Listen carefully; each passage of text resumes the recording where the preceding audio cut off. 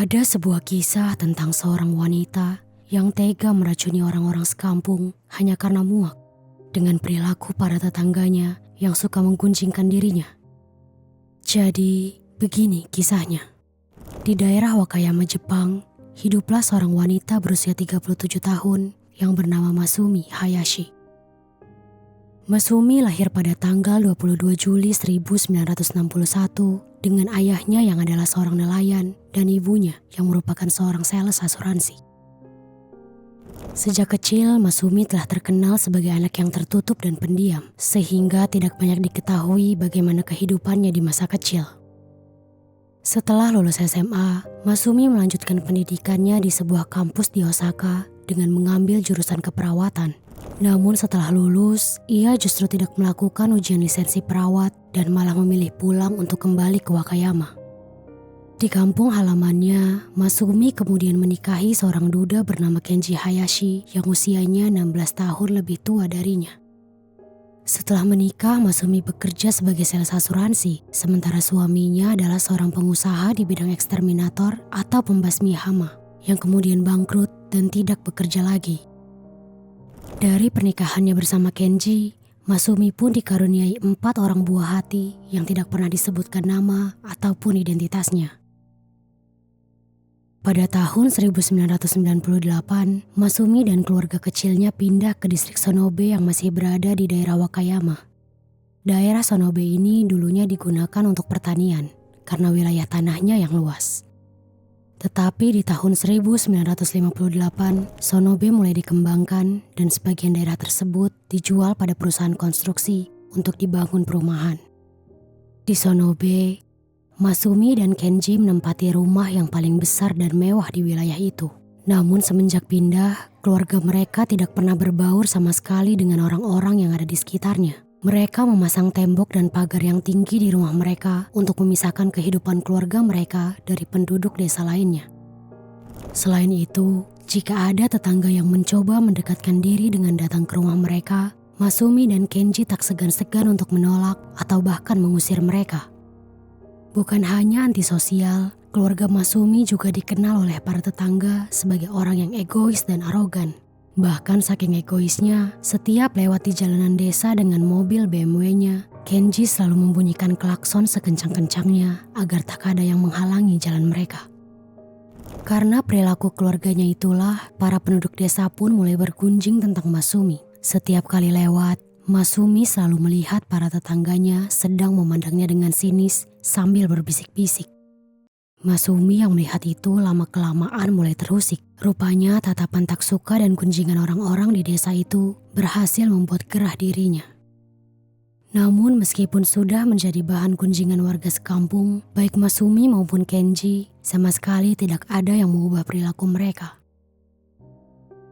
Pada suatu hari di tahun 1998, ada sebuah festival musim panas yang diselenggarakan di Sonobe, Wakayama. Festival itu adalah festival besar yang diadakan setahun sekali tiap tanggal 25 Juli. Warga Sonobe menyebut festival itu sebagai festival kebebasan, karena di satu hari itu, para penduduk bisa bebas menikmati makanan, musik, hingga tarian. Biasanya acara ini juga menjadi ajang bagi para penduduk untuk mengakrabkan diri satu sama lain. Sehingga tak boleh ada satupun warga yang tidak hadir ataupun tidak berkontribusi untuk festival tersebut. Untuk memastikan seluruh penduduknya hadir dan berkontribusi, pemerintah daerah setempat pun telah membagi tugas. Penduduk laki-laki diberikan tugas untuk menyiapkan tempat dan properti, sementara tugas penduduk perempuan adalah menyiapkan makanan. Adapun makanan yang biasanya dimasak untuk festival itu adalah makanan-makanan populer Jepang seperti odeng, hotpot, sup kari, hingga takoyaki. Karena ada begitu banyak makanan yang harus diolah, perkumpulan perempuan desa Sonobe atau semacam ibu-ibu PKK membagi lagi para wanita desa ke dalam tiap kelompok, di mana satu kelompok hanya bertanggung jawab untuk satu jenis makanan saja. Nama Masumi kemudian masuk ke dalam kelompok pembuat sup kari. Kali ini Masumi tidak bisa menghindar.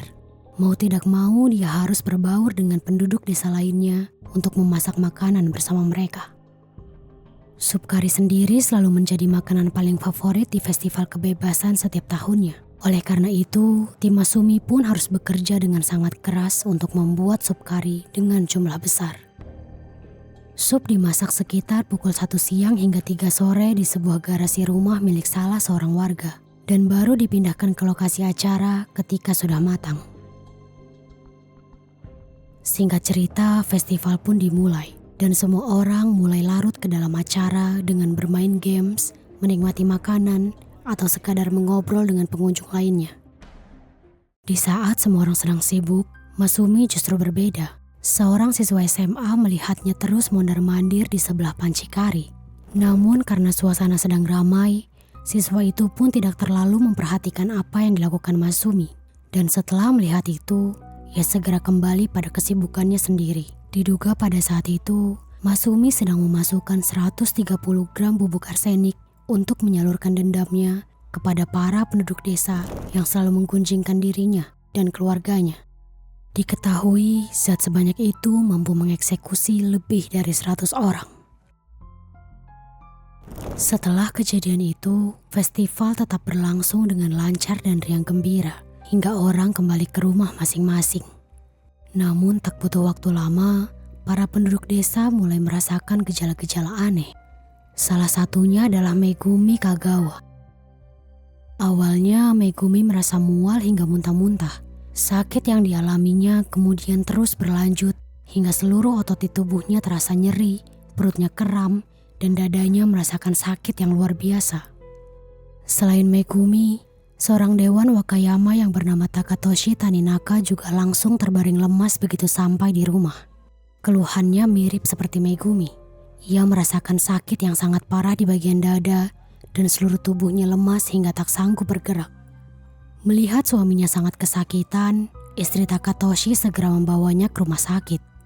Setelah dilakukan beberapa pemeriksaan, dokter pun mendiagnosis bahwa Takatoshi telah keracunan makanan. Bukan hanya Takatoshi dan Megumi, ternyata ada banyak penduduk desa yang mengalami gejala serupa. Desa pun seketika menjadi riuh. Malam yang harusnya berakhir dengan bahagia, berubah seketika menjadi malam penuh teriakan kepanikan. Ambulan pun datang bolak-balik mengangkut para penduduk desa yang keracunan. Totalnya ada sekitar 67 korban keracunan yang memenuhi bangsal rumah sakit pada saat itu. Dan ketika ditanya apa makanan terakhir yang mereka makan, semuanya seragam menjawab sup kari di festival. Tragisnya, dari 67 korban, 4 diantaranya tidak berhasil diselamatkan. Dan Presiden Dewan Wakayama, Takatoshi Taninaka yang berusia 64 tahun adalah salah satu diantaranya. Adapun korban meninggal dunia lainnya adalah Hirotaka Hayashi yang berusia 10 tahun, Miyoki Tori yang berusia 16 tahun, dan wakil dari Takatoshi yakni Takaki Tanaka yang berusia 53 tahun. Melihat warga Sonobe tumbang secara bersamaan setelah festival, pihak rumah sakit pun mulai merasa ada sesuatu yang tidak beres. Ditambah, para dokter yang menangani pasien-pasien keracunan itu menyimpulkan bahwa racun yang masuk ke tubuh mereka adalah zat arsenik. Dugaan itu muncul setelah melihat gejala-gejala yang terjadi pada korban, yang mana seorang korban yang bernama Megumi Kagawa bahkan mengalami pembengkakan pada wajahnya. Bukan main, kebengkakan itu bahkan membuat wajahnya tampak seperti balon. Beralaskan kecurigaan tersebut, keesokan harinya pihak rumah sakit pun melapor ke kepolisian.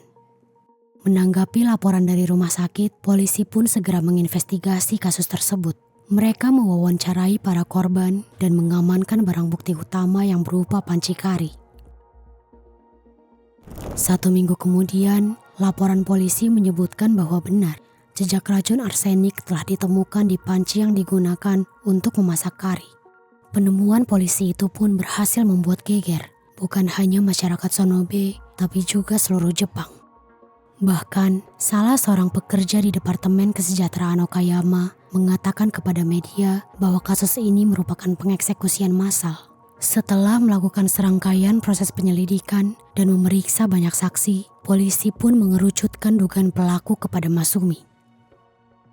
2 saksi yang memperkuat praduga polisi adalah siswa yang melihat Masumi mondar-mandir di pinggir panci kari dan juga seorang wanita lagi yang menolak untuk disebutkan namanya. Ia memberikan laporan kepada polisi bahwa saat itu dirinya melihat dengan jelas Masumi sempat memasukkan sesuatu ke dalam panci dengan menggunakan gelas. Setelah memperoleh keterangan itu, polisi pun segera menyelidiki Masumi dengan mendatangi kediamannya. Berbekal surat dari pengadilan, pihak kepolisian pun menggeledah rumah Masumi dan suaminya. Dan di sana, polisi berhasil menemukan bubuk arsenik jenis serupa dengan yang ada di panci kari. Saat itu Masumi dan suaminya berkelit dengan mengatakan bahwa arsenik yang ada di rumahnya itu adalah sisa dari bekas bisnis pembasmi rayap yang pernah dijalankan Kenji. Namun, meskipun telah ditemukan zat serupa di rumah Masumi, tetap saja polisi tidak dapat menangkapnya karena tidak adanya bukti konkret seperti CCTV. Oleh karena itu, selama melakukan penyelidikan tentang latar belakang mereka, polisi dikejutkan dengan berbagai hal. Karena ternyata Masumi dan Kenji memiliki banyak catatan hitam di kepolisian terkait penipuan asuransi.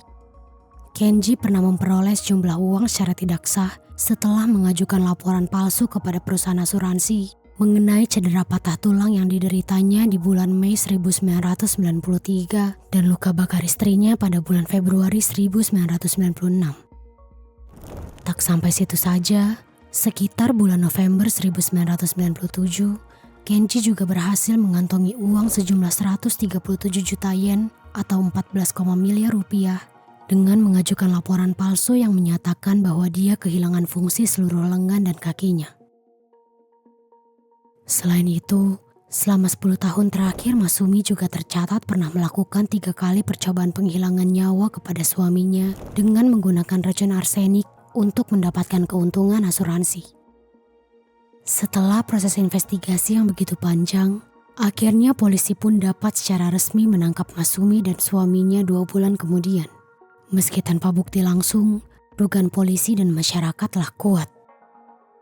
Atas kesalahannya, Masumi pun dikenakan dakwaan karena telah mengeksekusi 4 orang dan mencelakai 63 orang lainnya. Selain itu, Kenji juga turut didakwa karena penipuan asuransi. Persidangan untuk Masumi baru dilanjutkan di bulan Mei tahun 1999. Sepanjang persidangan, Masumi bersikeras menyatakan bahwa dirinya tidak bersalah.